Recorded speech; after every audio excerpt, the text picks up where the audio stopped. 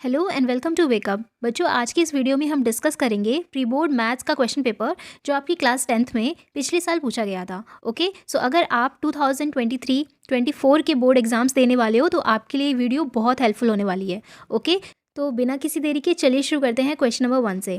Question is the largest number that will divide 398, 436, leaving remainder 7 and 11 respectively is. तो बच्चों, इस question में हमें एक ऐसा नंबर फाइंड करना है जो 398 और 436 को जब डिवाइड करे तो 7 और 11 एज अ रिमाइंडर निकले। ठीक है, तो कैसे करेंगे इस क्वेश्चन को, चलिए समझते हैं। बच्चों, आपने फैक्टर्स और मल्टीपल्स के बारे में तो ज़रूर सुना होगा। फैक्टर्स वो नंबर होते हैं जो किसी नंबर को कंप्लीटली डिवाइड कर सके। जैसे कि अगर मैं आपसे पूछूं 12 का फैक्टर क्या होगा, तो आप बोल सकते हो कि 2, 3, 4, 6, है ना, और 12। तो ये ऐसे नंबर हैं जो इसको कंप्लीटली डिवाइड कर देगा, है ना। इस क्वेश्चन में भी हमसे यही पूछा गया है कि ऐसा नंबर फाइंड करो दैट विल डिवाइड, जो डिवाइड कर सके 398 को और 436 को। पर प्रॉब्लम ये है कि जब आप डिवाइड करोगे ना तो यहाँ पर रिमाइंडर निकलेगा 7 और 11। ठीक है, पर फैक्टर्स तो वो नंबर होते हैं जो कंप्लीटली डिवाइड कर सके। तो हम क्या करेंगे, 398 में से 7 को माइनस कर देंगे, यानी कि जो रिमाइंडर निकलना चाहिए था ना उसको हमने पहले ही माइनस कर दिया ताकि कोई रिमाइंडर ना निकले। ओके, तो जब आप इसको माइनस करोगे तो क्या आएगा, 391। ठीक है, इसी तरीके से जब आप 436 को माइनस करोगे 11 के साथ तो आपका आंसर आएगा 425। ओके, सो अब ये नंबर हमारे पास आ गए। Now we have to find the HCF, यानी कि highest common factor of these two number. इन दोनों नंबर का हम हाईएस्ट कॉमन फैक्टर फाइंड करेंगे, क्योंकि फैक्टर वो नंबर होते हैं जो इन दोनों नंबर्स को कंप्लीटली डिवाइड करेगा। ओके, तो चलिए फाइंड करते हैं HCF ऑफ 391 एंड 425। तो जब हम 391 का प्राइम फैक्टराइजेशन करेंगे तो ये जाएगा 17 से, 17 23 पे जाएगा, और ये हो जाएगा आपका 23 1 ज़ा 23। ओके, इसी तरीके से हम 425 का भी फाइंड करेंगे। सो 5 ये जाएगा आपका 85 पे, और ये जाएगा 17 पे, 17 1 ज़ा 17। ठीक है, तो हमारे पास दो नंबर आ गए ना। 391 के क्या क्या फैक्टर्स आ गए, 17 और 23। 425 के कौन कौन से फैक्टर हैं, 17 इंटू 5 मल्टीप्लाई 5। ओके, सो आप अगर देखोगे इन दोनों में क्या कॉमन है तो आप बता सकते हो 17 कॉमन है। तो इसका जो हाईएस्ट कॉमन फैक्टर, यानी कि जो लार्जेस्ट नंबर है जो इन दोनों को डिवाइड करेगा वो क्या होगा, 17। Option number B 17। Next question है, if alpha and beta are the zeros of the polynomial x² - 5x + k such that alpha minus beta is equals to 1, then the value of k is. बच्चों, इस question में ना हमसे पूछा गया है कि अल्फा और बीटा ना जीरोज हैं पॉलिनोमियल के। ओके, और हमें एक कंडीशन दे रखी है कि alpha minus beta is 1, k की वैल्यू हमें फाइंड करनी है। तो कैसे करेंगे इस क्वेश्चन को, देखो बच्चों, अल्फा और beta are the zeros of the polynomial. Zeros का क्या मतलब होता है, जीरो का मतलब ये होता है कि अगर मैं अल्फा की वैल्यू को यहाँ रखती हूँ तो जो मेरा पॉलिनोमियल है उसकी वैल्यू ज़ीरो हो जाएगी। ठीक है, बट प्रॉब्लम ये है कि इस क्वेश्चन में अल्फ़ा की कोई एग्जैक्ट न्यूमेरिकल वैल्यू नहीं दे रखी। तो सबसे पहले हमारा टारगेट होगा अल्फ़ा की या फिर बीटा की वैल्यू को फाइंड करना है। ओके, अल्फ़ा और बीटा की वैल्यू जब हमें मिल जाएगी तो हम एक्स की जगह पर उसको पुट कर देंगे, एंड जब हम उस वैल्यू को पुट करेंगे तो के की वैल्यू हम निकाल सकते हैं। ठीक है, तो सबसे पहला टारगेट क्या है, हमें अल्फ़ा की या फिर बीटा की वैल्यू को फाइंड करना है। तो यहाँ पर हमें गिवन है alpha minus beta is equals to 1। ये हो गई हमारी फर्स्ट इक्वेशन। और हमें पता है सम ऑफ ज़ीरोज़ क्या होता है, सम ऑफ ज़ीरोज़ का मतलब होता है -b/a। b क्या होता है, ये जो x के साथ कॉफिशिएंट लगा है यानी कि -5, ये है आपका b। तो यहाँ पर हम लिखेंगे माइनस, b की वैल्यू है बच्चों -5, और a क्या होता है, x के साथ जो कॉफिशिएंट है, x के साथ क्या कॉफिशिएंट है, 1, तो यहाँ हम लिखेंगे 1। ठीक है, तो ये जो वैल्यू हो गई वो क्या है, 5। सम ऑफ ज़ीरोज़ यानी कि अल्फ़ा प्लस बीटा, सम का मतलब प्लस होता है, उसकी वैल्यू कितनी आ गई, 5। नाउ यू कैन सी कि हमारे पास दो इक्वेशंस बन चुकी है। इन दोनों इक्वेशंस को हम एलिमिनेशन मेथड से सॉल्व करेंगे और अल्फ़ा की वैल्यू को फाइंड करेंगे। Alright, so alpha minus beta is equals to 1, और दूसरी इक्वेशन है alpha plus beta is equals to 5। ठीक है, ये दोनों कट जाएंगे तो ये बनेगा 2 अल्फ़ा इज इक्वल्स टू 6, तो अल्फ़ा की वैल्यू आ गई 3। ठीक है, अब क्या करेंगे, इस इक्वेशन में अल्फ़ा की वैल्यू को पुट करेंगे। सो हमारा पॉलिनोमियल ज़ीरो हो जाएगा, क्योंकि अल्फ़ा जो है वो ज़ीरो ऑफ पॉलिनोमियल है। एक्स की जगह पे हम रखेंगे 3, तो ये हो जाएगा 3 3 ज़ा 9, -15 प्लस k। ओके, सो जब हम इन वैल्यूज़ को इधर लेके जाएंगे तो क्या हो जाएगा, 15 - 9 is equals to k। So k की वैल्यू आ जाएगी 6। ठीक है, तो इसका आंसर होगा option number C, 6। Next question है, the product of two consecutive positive integer is 306। Quadratic equation for the given situation is. बच्चों इस क्वेश्चन में हमें प्रोडक्ट दे रखा है 306। कॉन्जिक्यूटिव पॉजिटिव इंटीजर का क्या मतलब होता है, कॉन्जिक्यूटिव का मतलब होता है लगातार। तो जैसे कि मैंने ले लिया 2 और 3, ठीक है, तो 2 जो नंबर है उसको अगर मैं x ले लेती हूँ तो 3 क्या है, 2 + 1 3 होता है ना, तो x + 1 लिख सकते हैं ना, राइट। अगर हम 5 और 6 लेते हैं, 5 अगर x है तो 6 क्या है, x + 1 है। समझ आया, तो x और x + 1 ये हमारे लगातार वाले नंबर है, यानी कि कॉन्जिक्यूटिव नंबर होंगे। तो हम फर्स्ट नंबर को लेट कर लेंगे x, तो जो दूसरा कॉन्जिक्यूटिव नंबर होगा वो हो जाएगा x + 1। इन दोनों का प्रोडक्ट हमें क्या दे रखा है, 306। तो प्रोडक्ट का मतलब मल्टीप्लाई होता है ना। सो x ब्रैकेट में x + 1 इज इक्वल्स टू 306। इसको सॉल्व करेंगे, ये हो जाएगा x², ये हो जाएगा x। जब हम इसको इधर लेके आएंगे तो ये हो जाएगा -306 इज इक्वल्स टू 0। तो इसका करेक्ट आंसर होगा बच्चों ऑप्शन नंबर ए। नेक्स्ट है, in the figure triangle ABC is similar to triangle PQR, the value of y + z is. इस क्वेश्चन में हमें गिवन है कि ABC जो है ना वो PQR के सिमिलर है, तो हमें फाइंड करना है y + z की वैल्यू को। ऑलराइट, तो y और z की वैल्यू बेसिकली हमें फाइंड करनी है।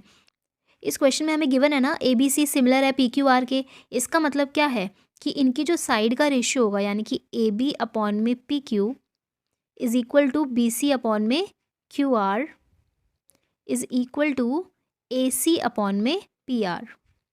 ठीक है, तो ये सब इक्वल हो गया। तो अगर ये सब इक्वल है तो AB की वैल्यू को पुट करते हैं, AB का मतलब Z है, ठीक है, AB का मतलब Z है। और PQ का मतलब क्या है, PQ का मतलब है 3। BC का मतलब क्या है, BC का मतलब है 8। और QR की वैल्यू क्या है, QR की वैल्यू है हमारे पास 6। ठीक है, तो Z की वैल्यू क्या आ जाएगी, 3 × 8 अपॉन में 6, ये कट जाएगा तो आपका आंसर आ जाएगा 4। Z की वैल्यू कितनी आ गई, 4 आ गई। अब हम Y की वैल्यू को फाइंड करते हैं। तो AB अपॉन में PQ is equal to AC upon में PR। ठीक है, तो AB कितना है, Z, और PQ कितना है, 3, AC कितना है, 4√3, और PR की वैल्यू क्या है, Y। ठीक है, Z की वैल्यू हम निकाल चुके हैं ना 4, तो हम लिखेंगे 4 अपॉन में 3 इज इक्वल टू, अब इसको क्रॉस मल्टीप्लाई करेंगे तो ये हो जाएगा y is equals to 3 × 4√3 upon में 4। 4 से 4 कैंसिल हो जाएगा, तो y की वैल्यू हो गई 3√3। क्वेश्चन में हमसे y + z पूछा था, तो 3√3 y हो गया और z की वैल्यू हो गई 4, तो आंसर होगा 3√3 + 4। नेक्स्ट है, if the point ABCD are the vertices of the parallelogram then the mid point of AC is. तो इस क्वेश्चन में हमसे बोला है एक पैरेललोग्राम है, ठीक है, और उसकी कुछ वर्टिसेस हैं। इन वर्टिसेस की वैल्यूज़ हमें गिवन है, जैसे कि -2 -1 1 0, इस तरीके से सारी वैल्यूज़ हमें दे रखी है। ठीक है, हमसे AC का मिड पॉइंट पूछा है। तो बच्चों हमें पता है ना पैरेललोग्राम के जो डायगोनल्स होते हैं वो बाइसेक्ट करते हैं, इसका मतलब ये जो है ना वो इसके इक्वल होगा, यानी कि इन दोनों की रेशियो इक्वल होगी, दैट इज़ 1:1। ठीक है, हमसे मिड पॉइंट पूछा है ना, यानी कि इसकी वैल्यू पूछी है, x और y की वैल्यू हमसे पूछी है। ठीक है, ये हमारा पॉइंट है XY। C की वैल्यू बच्चों हमें दे रखी है 4 3। ठीक है, और A की वैल्यू हमें दे रखी है -2 -1। ठीक है, नाउ हमें फाइंड करना है ना मिड पॉइंट, तो हमारे पास एक फॉर्मूला होता है ना, m1 x2 + m2 x1 upon में m1 + m2 is equals to x। ये हमें पता है फॉर्मूला। इसी तरीके से y की टर्म में एक फॉर्मूला होता है, right, y is equals to m1 y2 + m2 y1 upon k + 1, है ना। हम सारी वैल्यूज़ को इन दोनों इक्वेशंस में पुट करेंगे और हमें x और y की वैल्यू पता चल जाएगी। तो चलो सॉल्व करते हैं इसको। x is equals to m1 x2 + m2 x1 upon में m1 + m2। ठीक है, m2 की वैल्यू कितनी है, m1 की वैल्यू कितनी है 1, और m2 की वैल्यू है 1। ठीक है, सो x की वैल्यू कितनी हो जाएगी 1। इसी तरीके से आप y के लिए सॉल्व करोगे तो y इज इक्वल्स टू हो जाएगा 1 3 + 1 - 1 अपॉन में 1 + 1। तो जब आप इसको सॉल्व करोगे तो आपका आंसर आएगा 1। तो इसका करेक्ट आंसर है ऑप्शन नंबर ए 1 1। नेक्स्ट क्वेश्चन में हमें क्या करना है, इसकी वैल्यू को फाइंड करना है। तो सबसे पहले हम एलसीएम लेंगे 1 + sin थीटा 1 - sin थीटा का। तो ये हो जाएगा 1 + sin थीटा ब्रैकेट में 1 - sin थीटा। ठीक है, सो जब हम एलसीएम लेते हैं तो ये ऑलरेडी प्रेजेंट है, ये नहीं है, तो हम इसको लिखेंगे 1 - sin थीटा। ठीक है, अब यहाँ पर प्रेजेंट है 1 - sin थीटा, तो हम क्या लिखेंगे 1 + sin थीटा। साइन थीटा से साइन थीटा कैंसिल हो जाएगा, तो ये बनेगा 2 अपॉन में। Now see a + b a - b, यहाँ पर लग रही है identity. a + b a - b होता है a का स्क्वायर माइनस b का स्क्वायर। ठीक है, तो हम यहाँ पे आइडेंटिटी लगाएंगे a का स्क्वायर माइनस b का स्क्वायर। ठीक है, तो ये हो जाएगा 1 - साइन स्क्वायर थीटा, क्योंकि हमने 1 को a माना है और साइन थीटा को b माना है। ठीक है, सो ये हो जाएगा 2 अपॉन में कॉस स्क्वायर थीटा। अब ये कॉस स्क्वायर थीटा कहाँ से आया, क्योंकि यहाँ पर हमने अगेन आइडेंटिटी लगाई है, cos square theta plus sine square theta is equals to 1 होता है। तो अगर मैं साइन स्क्वायर थीटा को 1 के साइड में लेके जाऊंगी तो क्या बन जाएगा 1 square minus sine square theta that is equals to cos square theta. तो ये हो जाएगा 2 अपॉन में cos square theta. Now 1 upon में कॉस क्या होता है, सैक होता है ना, तो ये हो जाएगा 2 sec स्क्वायर थीटा। तो इसका करेक्ट आंसर होगा option number A 2 sec square theta. Next है, if P1 and P2 are the odd prime numbers such that P1 is greater than P2 then P1 square minus P2 square is. इस question में हमसे बोला है P1 and P2 are the odd prime numbers. ठीक है, odd का मतलब जैसे 3 और 5 मैंने ले लिया। ठीक है, बट उन्होंने बोला है P1 जो है वो बड़ा है, तो मुझे क्या लेना पड़ेगा 5 3। P1 को मैंने 5 लिया है और फिर लिया है 3, तो ये this is P1 and this is P2। ठीक है, हमें क्या फाइंड करना है P1 square minus P2 square. तो P1 स्क्वायर का क्या मतलब है 5 का स्क्वायर माइनस 3 का स्क्वायर, ये क्या हो जाएगा 25 minus 9 that is equals to 16। 16 क्या है, इवन नंबर है ना, सो इसका करेक्ट आंसर होगा option number A even number. Next है, the value of k for which the pair of equation x + 2y is equals to 3 and 5x + ky + 7 is equals to 0 is inconsistent. तो inconsistent के लिए जो equation रहती है that is a1/a2 is equal to b1/b2 but not equals to c1/c2। ठीक है, तो a1/a2 किसके बराबर होना चाहिए b1/b2 के। तो यहाँ पर a1 क्या है 1, यहाँ पर a2 क्या है 5 दैट इज इक्वल्स टू, यहाँ पर b1 क्या है 2 और यहाँ पर क्या है k। ठीक है, सो अब हम इसको सॉल्व करेंगे तो k को जब हम क्रॉस मल्टीप्लाई करेंगे यहाँ पे तो ये हो जाएगा k इज इक्वल्स टू 10। तो इसका करेक्ट आंसर होगा option number D 10। Next question है, in the given figure angle B A C is equals to 90 degree and A D is perpendicular to B C then.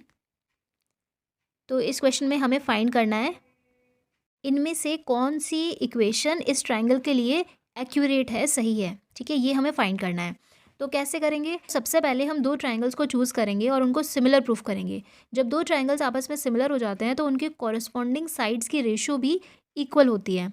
ठीक है, तो सबसे पहले हम 2 ट्राइंगल चूज़ करेंगे DBA, ठीक है, ये वाला ट्राइंगल, और दूसरा ट्राइंगल हम चूज़ करेंगे DAC यानी कि ये वाला ट्राइंगल।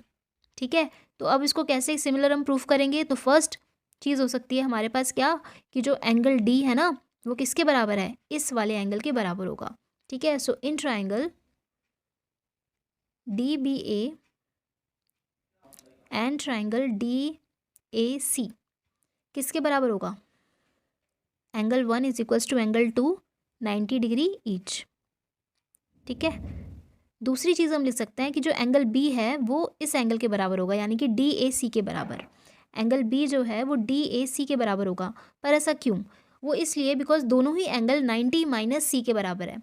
अगर मैं ABC ट्राइंगल को लेती हूँ तो angle A plus angle B plus angle C किसके बराबर होगा 180 के बराबर होगा, क्योंकि ट्राइंगल में सारे एंगल्स का सम 180 के बराबर होता है। तो अगर मुझे एंगल B फाइंड करना है सो 180, ए की वैल्यू कितनी है 90, पूरा एंगल कंप्लीट एंगल 90 क्वेश्चन में गिवन है, और सी की वैल्यू नहीं पता ना तो उसको सी लिख देंगे माइनस सी। तो एंगल बी की वैल्यू क्या आ गई 90 माइनस सी। तो एंगल बी तो पता चल गया 90 माइनस सी है। अब बात करते हैं इस एंगल की। तो देखो इस एंगल को फाइंड करने के लिए अगर मैं डी ए सी ट्रायंगल की बात करूँ तो उसके एंगल्स का सम भी तो 180 के बराबर होगा। उसमें से एक एंगल हमें पता है 90 है, तो एंगल ए किसके बराबर होगा, 90 माइनस सी के बराबर होगा, तो ये भी 90 माइनस सी। इसीलिए हमने लिखा है कि दोनों ही एंगल्स इक्वल हैं। ठीक है, तो एंगल एंगल प्रॉपर्टी से डी बी ए जो है ना वो सिमिलर हो जाएगा ट्रायंगल डी ए सी के। अगर triangle D B a similar है ट्रायंगल डी ए सी के तो उसकी जो कोरस्पॉन्डिंग साइड्स का रेशियो होगा वो भी इक्वल होगा, यानी कि बी डी अपॉन में A D is equal to A D upon में C D, A D upon में C D that is equals to A B upon में सी ए, है ना। सारी साइड्स की रेशियो इक्वल हो गई। तो अगर मैं इन दोनों साइड्स को कंसिडर करूँ तो क्या लिख सकती हूँ मैं, ए डी का स्क्वायर है ना is equal to B D into C D, B D into C D. क्या आपको ये ऑप्शन में दिख रहा है? तो yes, option number C, B D multiply C D is equals to A D का स्क्वायर। नेक्स्ट क्वेश्चन है which term of A P 21, 28, 35, 42 is 210। हमें पता करना है कि एन की वैल्यू क्या होगी, यानी कि 210 ना कौन सी पोजीशन पे होगा। तो इसके लिए एक फॉर्मूला होता है A N is equals to A plus N minus 1 D. ठीक है, इस क्वेश्चन में ए की वैल्यू है 21, डी की वैल्यू कैसे निकालेंगे, A2 माइनस A1 से, यानी कि 28 में से 21 माइनस करेंगे दैट इज़ 7, तो 7 हो गई डी की वैल्यू। ठीक है, सो ए एन कितना है 210, ये आपका ए एन है। सो ए की वैल्यू हो गई 21 प्लस एन हमें निकालना है और डी की वैल्यू 7 है। 21 में से 7 गए 14, सो ये हो जाएगा 196 अपॉन में 7 that is equals to N. So N की वैल्यू हो गई 28, सो एन की वैल्यू हो गई 28। सो इसका करेक्ट आंसर होगा option number B. Next question है if the zeros of the quadratic polynomial x square plus A plus 1x plus B are 2 and -3 then. इस क्वेश्चन में बच्चों हमसे बोला है कि जो क्वाड्रेटिक पॉलिनोमियल है ये इसके जीरोज हैं 2 और -3। बच्चों जीरो पॉलिनोमियल का मतलब ये होता है कि अगर मैं 2 की वैल्यू, ये 2 जो है ना ये ज़ीरो, इसकी वैल्यू को अगर मैं x की जगह पे रखती हूँ तो जो मेरा पॉलिनोमियल है ना वो ज़ीरो के इक्वल हो जाएगा। जैसे कि X square plus A plus 1x plus B is equals to 0। ये 0 मैं कब लिख सकती हूँ, जब मैं यहाँ पर 2 लिखूँगी, x की जगह पे क्या लिखूँगी 2 लिखूँगी, बिकॉज 2 और -3 वो जीरोज ऑफ पॉलिनोमियल है। ठीक है, ये हो जाएगा 2 plus B is equals to 0। तो जब आप इसको सॉल्व करोगे तो ये इक्वेशन बन जाएगी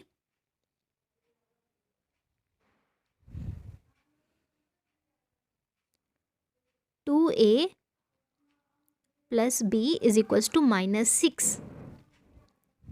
तो ये बन गई इक्वेशन नंबर 1।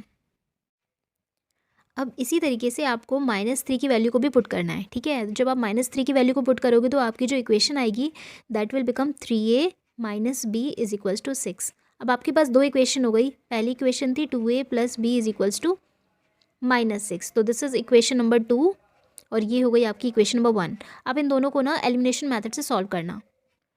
सो ये हो जाएगा 2a plus B is equals to -6, 3a minus B is equals to 6, ये कट जाएगा तो this will become 5a is equals to 0। So a की वैल्यू हो गई 0। अब इस a की वैल्यू को आप किसी भी इक्वेशन में पुट कर सकते हो। सो मैं पहली इक्वेशन में पुट कर रही हूँ। So 2a plus B is equals to -6।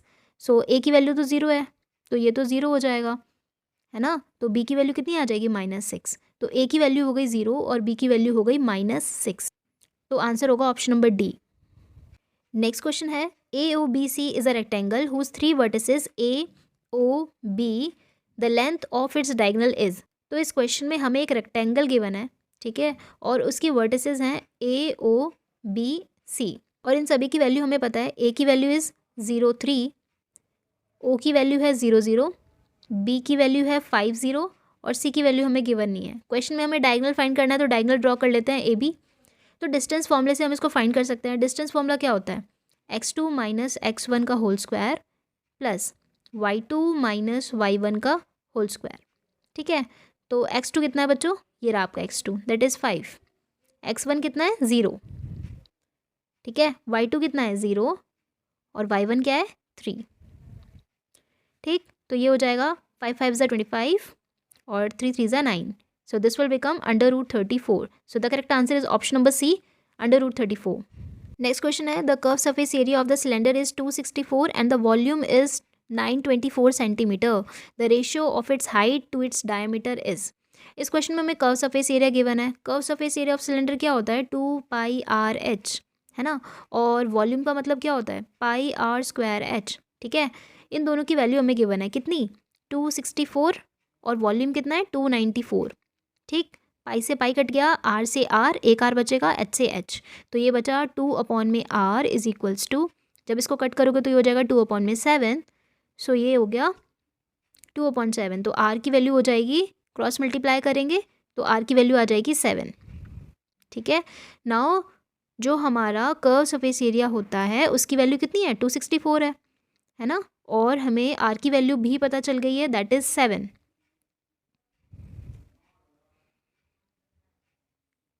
तो यहाँ से हम फाइंड कर सकते हैं एच की वैल्यू। तो एच की वैल्यू कैसे निकलेगी, 7 से 7 कट जाएगा और जब आप इसको सॉल्व करोगे तो एच की वैल्यू आ जाएगी आपकी 6। ठीक है, अब हमें फाइंड क्या करना है, देखो एच की वैल्यू हमें मिल गई 6 और रेडियस हमें मिल गया 7, पर हमें हाइट टू डायमीटर की रेशियो निकालनी है। तो डायमीटर क्या हो जाएगा 7 × 2 दैट इज़ 14, डायमीटर हो गया 14। अब रेशियो निकालते हैं, तो हाइट अपॉन में diameter that is equals to 6/14। ठीक है, इसको काटेंगे 2 से, तो 2 3 ज़ा 6, 2 7 ज़ा 14, तो इसका करेक्ट आंसर होगा 3:7। नेक्स्ट क्वेश्चन है in the given figure if AOB is equals to 135 then the angle COD is. तो ये फिगर हमें गिवन है, इसमें AOB की वैल्यू कितनी दे रखी है 135 और हमें निकालना क्या है COD की वैल्यू निकालनी है। बच्चों ABCD एक क्वाड्रिलेटर है, यस और नो। इस क्वाड्रिलेटर ने सरकमस्क्राइब किया हुआ है एक सर्कल को, यानी सराउंड किया हुआ एक सर्कल को। तो एक थ्योरम है जिसमें बोला गया है the opposite side of a quadrilateral circumscribing a circle subtend supplementary angle at the centre. Supplementary का मतलब होता है 180 डिग्री। तो अगर एक क्वाड्रिलेटरल है उसकी अपोजिट साइड्स, ये देख रहे हो ये क्वाड्रिलेटरल है, इसने सर्कमस्क्राइब किया गया है एक सर्कल को, इसने सर्कमस्क्राइब किया है एक सर्कल को, तो वो सप्लीमेंट्री एंगल बनाता है एट द सेंटर। ठीक है, सो 135 प्लस COD किसके बराबर होगा 180 के बराबर होगा। ठीक है, तो COD किसके बराबर हो जाएगा 180 minus 135 that is equals to 45 degree. ठीक है, तो इसका आंसर होगा 45 डिग्री। नेक्स्ट क्वेश्चन है question number 15। It is propose to build a circular path equal in area to the sum of areas of 2 circular park of diameter 16 and 12 metre in a locality, the radius of the new park is. इस question में हमसे बोला गया है कि एक circular path है जिसका एरिया ना 2 छोटे छोटे सर्कुलर पाथ्स के बराबर है, यानी कि एक बड़ा सर्कल है और वो बना किससे है 2 छोटे सर्कल से, और इनके जो डायमीटर दे रखे हैं वो 16 और 12 हमें दे रखा है और हमें इसका रेडियस फाइंड करना है। ऑलराइट, अगर इसका डायमीटर 16 है तो इसका रेडियस कितना होगा बच्चों, इसका रेडियस हो जाएगा 8 और इसका रेडियस क्या हो जाएगा 2 से डिवाइड करेंगे तो 6, 8 और 6 इसका रेडियस हो गया, सही बात है ना। तो अगर मैं इन दोनों के एरिया को प्लस करूं तो किसके बराबर आएगा, इस बड़े वाले एरिया के बराबर आएगा। तो मैं लिख सकती हूँ ना πr² is equal to πr1², यानी कि छोटे वाले स्क्वायर्स। अब यहाँ पर पाई को कॉमन निकालेंगे तो क्या बनेगा, पाई कॉमन निकल जाएगा, r1 का स्क्वायर प्लस r2 का स्क्वायर। ठीक है, पाई से पाई कैंसिल, तो r का स्क्वायर इज इक्वल्स टू क्या बन जाएगा 8 का स्क्वायर प्लस 6 का स्क्वायर। सो r का स्क्वायर इज इक्वल्स टू 8 का स्क्वायर इज 64 और 6 का square is 36 that is equals to 100। और यहाँ पर स्क्वायर है ना, तो ये स्क्वायर जब इधर जाएगा, यहाँ से हटाओगे स्क्वायर तो यहाँ पे रूट लग जाएगा, और 100 का रूट क्या होता है 10, तो इसका करेक्ट आंसर होगा ऑप्शन नंबर ए 10।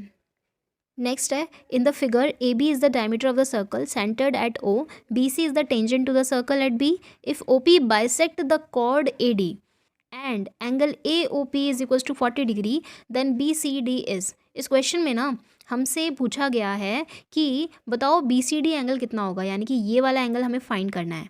इन्होंने बताया है कि AD जो है वो एक कॉर्ड है, तो सेंटर से अगर कोई कॉर्ड की तरफ लाइन जाएगी तो वो कौन सा एंगल बनाएगी 90 डिग्री का एंगल बनाएगी। ओके, और AOP की वैल्यू, ये वाली वैल्यू जो है ना वो कितनी दे रखी है 40 डिग्री। ठीक है, तो क्या आप एंगल A निकाल पाओगे, तो यस, एंगल ए कैसे निकालेंगे? अगर मैं इन ट्राइंगल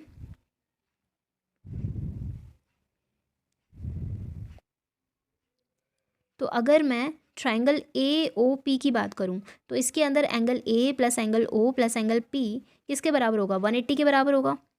ठीक है, एंगल ए कितना है नहीं पता, एंगल ओ कितना है 40 डिग्री, एंगल पी कितना है 90 डिग्री। तो एंगल ए की वैल्यू कितनी आ जाएगी? एंगल ए की वैल्यू आ जाएगी 50। ठीक है, सेंटर से जो टेंजेंट की तरफ लाइन जा रही है वो बना रही है एंगल 90 डिग्री। तो अगर मैं ट्राइंगल ए बी सी की बात करूं तो यहाँ पर angle A plus angle B plus angle C किसके बराबर होगा? 180 के बराबर होगा, है ना। एंगल ए कितना है 50, एंगल बी कितना है 90 और एंगल सी कितना है नहीं पता, वो हमें फाइंड करना है और ये हो जाएगा 180 के बराबर। तो 180 माइनस 90 माइनस 50 किसके बराबर होगा? एंगल सी के बराबर होगा। तो एंगल सी की वैल्यू कितनी आ जाएगी? 40 डिग्री। सो इसका करेक्ट आंसर होगा 40 डिग्री। नेक्स्ट क्वेश्चन है question number 17। In a triangle A B C if angle B is equals to 90 degree, A B is equals to 2 centimetre and B C is equals to 1 centimetre, then the value of sine square C is. इस question में ना हमसे बोला गया है कि एक triangle है, ठीक है, और 90 डिग्री का एंगल बन रहा है बी पर, ओके, और बी सी की वैल्यू 1 दे रखी है और ए बी की वैल्यू 2 दे रखी है। तो क्या हम ए सी की वैल्यू फाइंड कर सकते हैं? यस। कैसे?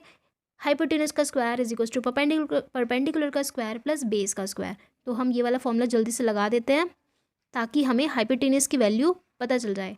तो ये हो जाएगा आपका 2 का स्क्वायर प्लस 1 का square that is equals two plus 1। तो ये हो जाएगा आपका h इज इक्वल्स टू √5। ठीक है, तो h की वैल्यू पता चल गई, √5 है। We have to find the value of sine square C. ठीक है, तो साइन सी क्या होता है? देखो ध्यान से, साइन सी किसके बराबर होता है? परपेंडिकुलर अपॉन हाइपोटेनस के। परपेंडिकुलर की वैल्यू कितनी है? 2 और हाइपोटेनस की वैल्यू कितनी है? √5। ठीक है, पर क्वेश्चन में ना हमसे साइन सी नहीं पूछा, साइन स्क्वायर सी पूछा है। तो हम दोनों तरफ स्क्वायरिंग ऑन बोथ साइड करेंगे, तो यहाँ पर स्क्वायर लगेगा और यहाँ पर भी स्क्वायर हो जाएगा। सो 2 का स्क्वायर इज़ 4 और 5 का स्क्वायर करोगे, √5 का स्क्वायर करोगे तो वो हो जाएगा 5। तो इसका आंसर होगा 4/5, ऑप्शन नंबर सी। नेक्स्ट हमसे पूछा है a number is selected from 1 to 25, the probability that it is a prime number is. इस क्वेश्चन में ना हमें पता करना है कि 1 से लेकर 25 के बीच में कौन कौन से प्राइम नंबर्स आते हैं। तो 2, 3, 5, 7, 11, 13, 19 और 17 भी आता है और 23। ठीक है, तो ये कितने नंबर हो गए? 4 और ये हो गए 5। ठीक है, सो ये हो गया आपका 9, है ना। टोटल 9 नंबर आते हैं 1 से लेकर 25 के बीच में, जो एक प्राइम नंबर है, राइट। और टोटल नंबर कितने हैं? 25। तो इसका करेक्ट आंसर होगा 9/25, that is option number D. Next question है असर्शन एंड रीजनिंग पर based. If the height of the cone is 24 and diameter of the base is 14, then the slant height is. Question में हमसे पूछा है कि height भी दे रखी है, स्लांट हाइट भी दे रखी है, डायमीटर भी दे रखा है। पता लगाना है कि क्या ये वाला रीज़न हो सकता है इसका।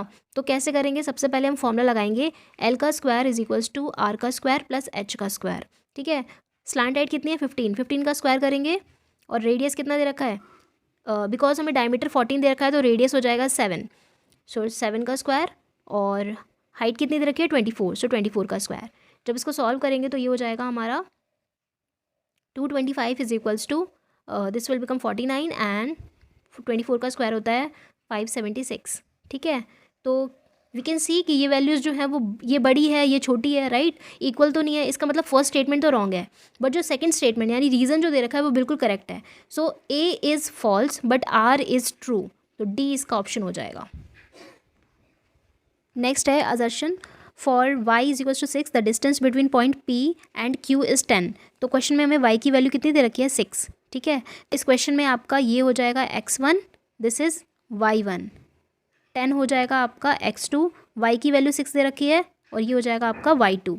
ठीक है, इन दोनों ही वैल्यूज़ को आप इस डिस्टेंस वाले फॉर्मूले में पुट करना। अगर आपकी वैल्यू 10 आ जाती है तो दोनों ही चीज़ें करेक्ट हो जाएंगी, यानी कि assertion and reason both are true and R is the correct explanation of assertion A. तो इसका करेक्ट आंसर होगा ऑप्शन नंबर ए। इस तरीके से आप इसको सॉल्व करेंगे। ठीक है, so this is all for today. आगे आने वाली वीडियोज़ में हम सेक्शन बी को डिस्कस करेंगे। अगर आपको ये वीडियो पसंद आई है so please do like, share and subscribe. Thank you so much for watching this video.